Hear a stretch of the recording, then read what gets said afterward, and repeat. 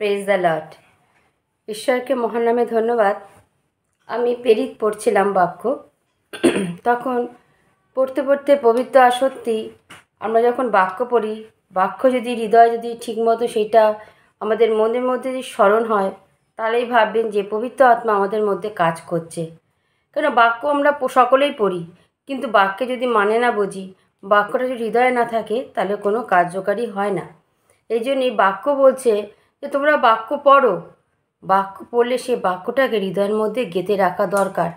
তখনই পবিত্র আত্মা আমাদের সাহায্য করে ও আমাদের মনে বারবার বলে তুমি এই বাক্যটা আবার পড়ো। তাই ঈশ্বরকে মহানামে ধন্যবাদ দিই।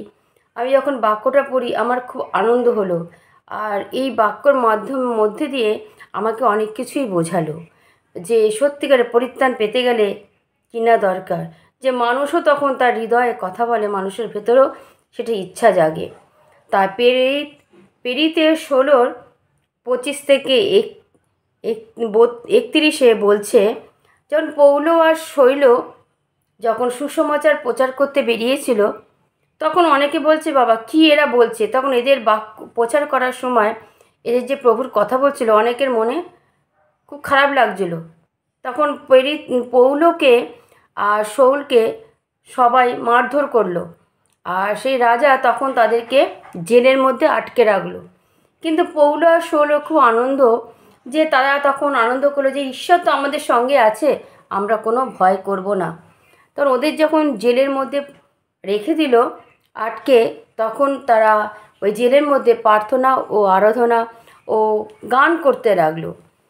যখন তারা গান করছিল, ওই জেলের যে কারাগার ছিল তারা শুনছিল, আর তখন কান পেতে শুনছিল।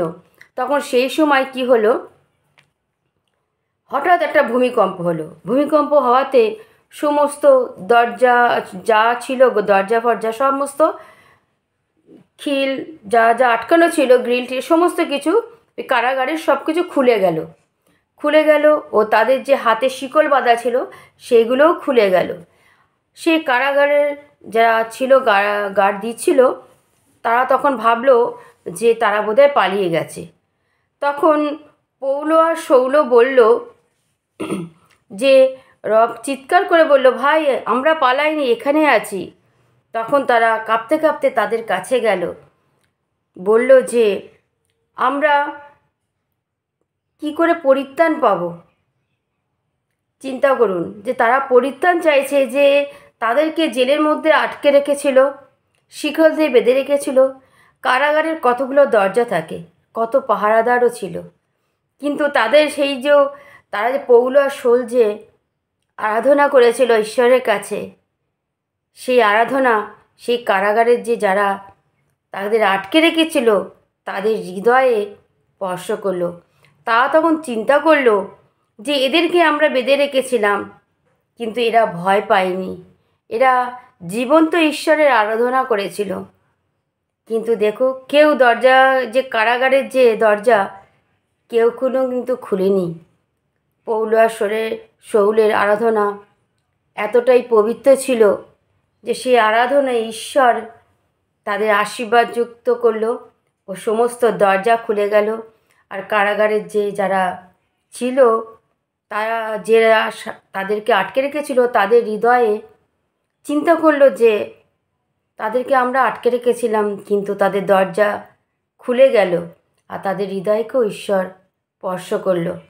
আর তারা তখন বুঝতে পারলো, বলছে তখন যে আমরা কিভাবে পরিত্রাণ পাব। তখন তাদের বলল, তোমরা যদি পরিত্রাণ পেতে হয়, তাহলে তোমার পরিবার সকলে মিলে প্রভু যিশুকে বিশ্বাস করো। প্রভু যিশুকে সত্যিকারে যদি হৃদয়ে স্থান দিয়ে থাকে, যদি বিশ্বাস করো, সমস্ত পাপ ক্ষমা হবে আর পরিত্রাণও পাবে। তাই মহানামে ধন্যবাদ দিই, এত সুন্দর বাক্য যারা শুনছেন বা শুনবেন, প্রত্যেককে যেন ঈশ্বর আশীর্বাদ করুক। আর আমরাও জানি এইভাবেই প্রভু যিশুকে বিশ্বাস করি, আর আমরা সকলেই পরিত্রাণ পাই। আমেন। জয় Jishu. Praise the lord. Hallelujah.